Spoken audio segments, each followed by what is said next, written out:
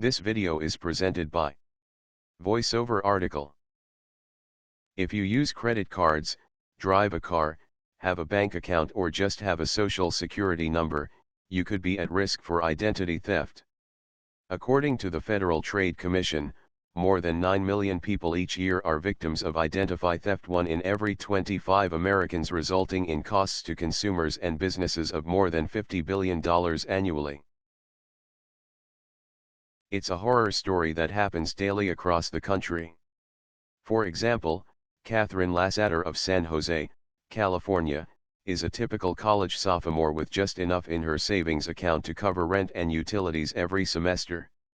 You can imagine her surprise when she received a phone call from a bank in Omaha, Nebraska, regarding a defaulted home loan taken in her name. Catherine learned that someone had used her social security number to apply for and receive a home loan in her name. She spent the next 6 months making countless phone calls and penning dozens of letters to restore her good credit. Unfortunately, most people who commit identity fraud are never caught or penalized. While the U.S. Secret Service investigates frauds over $2,000, most credit card criminals stay below this threshold.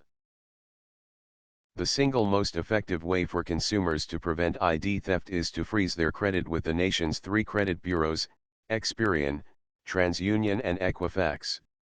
Once activated, a credit freeze prevents financial institutions from issuing any credit, including new credit cards, without the explicit permission of the consumer. Credit freezes, currently available under state law in more than a dozen states, stop the problem of identity theft at its root. Retail industry lobbyists have begun to fight for changes in state and federal laws to protect consumers and merchants from fraud, but the credit card industry has opposed many of the requested laws. Now Congress is considering a bill that could deny consumers the rights they have under existing state laws to freeze their credit reports.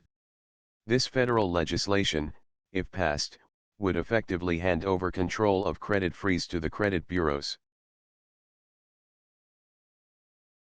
Consumer advocates are urging Americans to contact their members of Congress and ask them to oppose this legislation, currently known as H.R. 3997.